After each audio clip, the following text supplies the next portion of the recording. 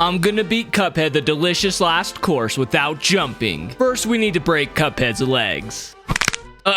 You're not mad at me, are ya?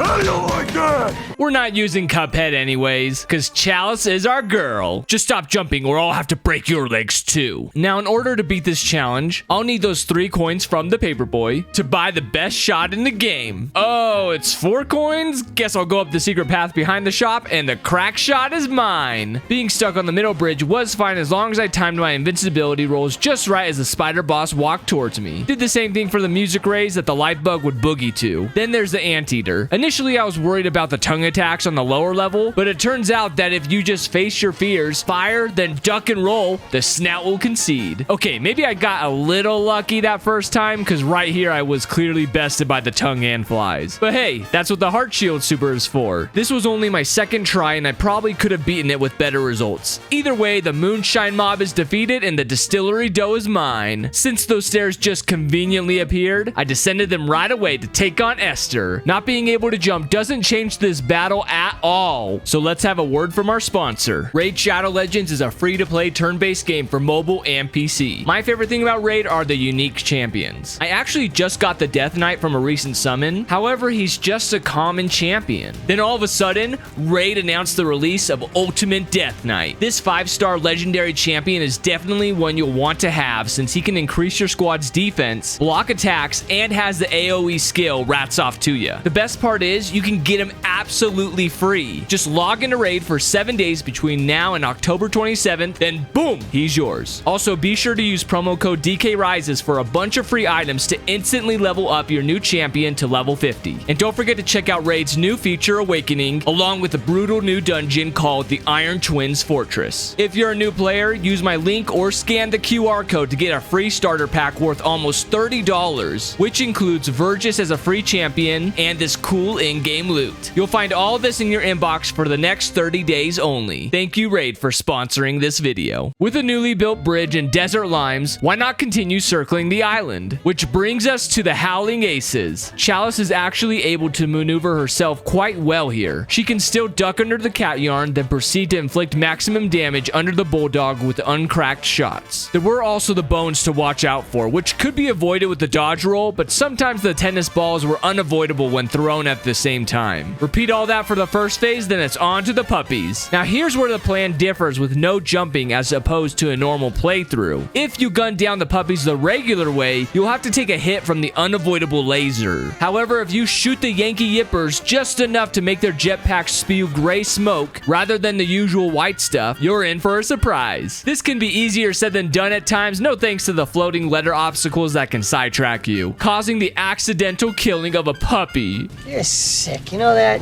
You're really sick.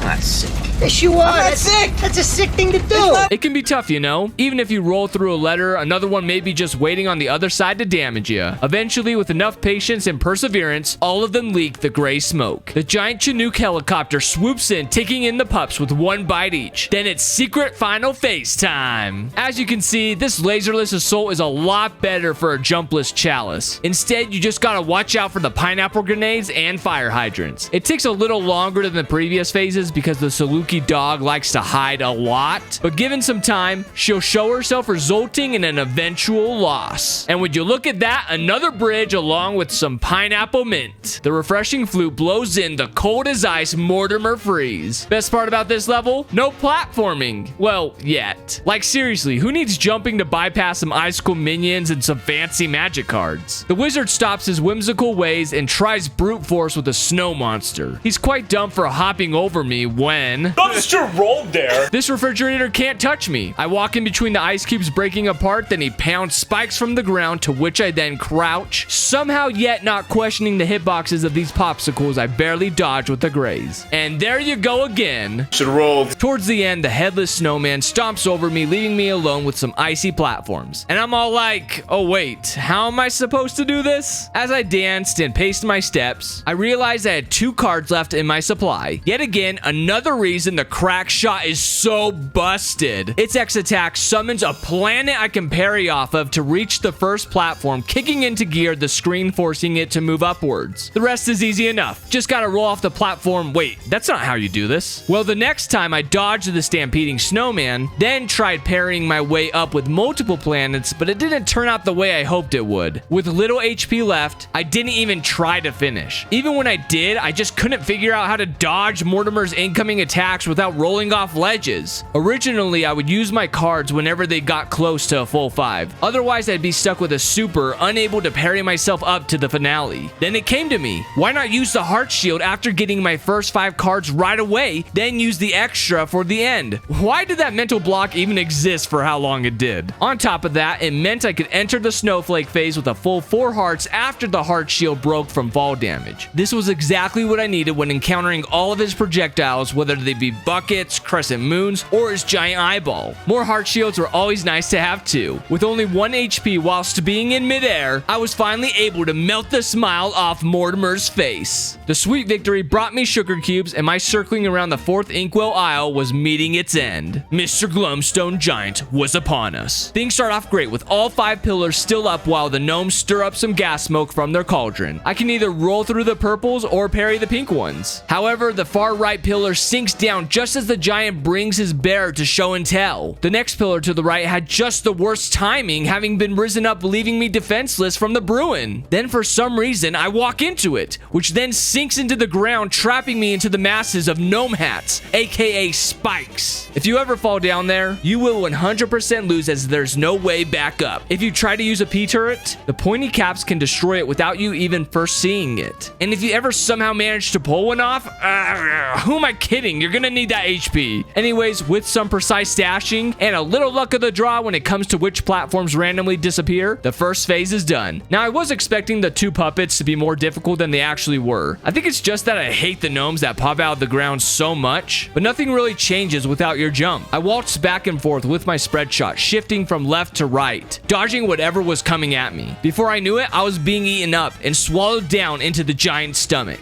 Now, if I was regular Cuphead here, this section could pose a problem. But with Chalice, her dash also parries the skull ringing the cowbell, re-emerging all of them back to the surface. Sometimes the bell would be just out of reach, and all I could do was pray for a miracle dart to appear. Are you ready for a miracle?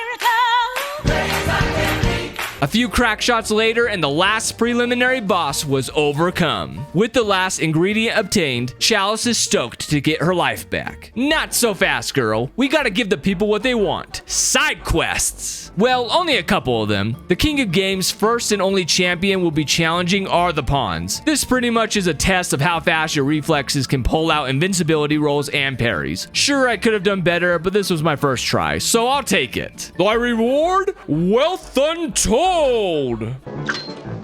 Only 2 coins? Someone get this guy a dictionary or something, because he's throwing out false promises. That's gonna be it for his gauntlet, though, because there's nothing I can do about this night without jumping. What to buy with only 2 coins? I'll just take a nap instead. I dreamed a dream where my shoulder angel and devil were out to get me. As I switched the side which I was facing, they'd change roles. After shaking off the beginning flusters, I would implement the strategy of walking to one side until it was too dangerous. Then switch things up by going to the other side. The only platform here was a thundercloud, which I could roll through, making this not so different whether I could have jumped or not. Alright, Chalice, now we'll go to Chef Saltbaker. Oh no, who could have seen this coming? If only I had warned Chalice. If Chalice can't get her life back, we're gonna make sure Saltbaker can't have his Wonder Tart either. All of the ingredients he throws at us isn't too bad. We can do nifty things like pairing the sugar, break apart the cookies with our homing attacks, and dodge roll when needed. And yeah, same thing goes for the second phase. Although I would say this segment is harder due to the peppercorn leaves and fireballs sometimes gathering in just the right spots to get you. The real threat of the chef comes in the final phase of the DLC. Without jumping,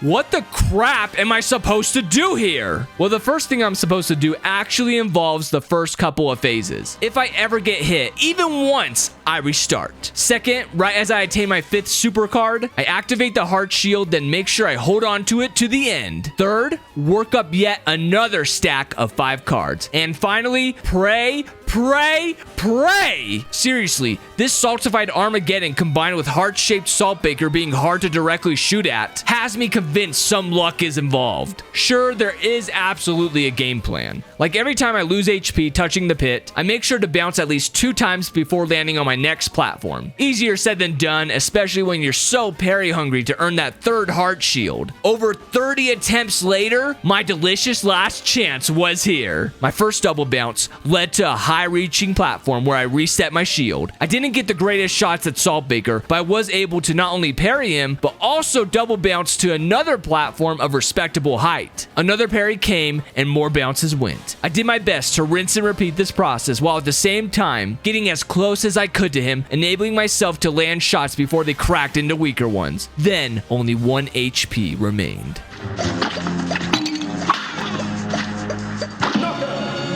My quest to beat the delicious last course without jumping had finally come to an end. By the way, if you wanted to see the boss fights with no editing or commentary, I'll put a link to that VOD in the description below. Give the video a like to support, and don't forget to subscribe to the channel if you want to see more content like this. You all have a good one.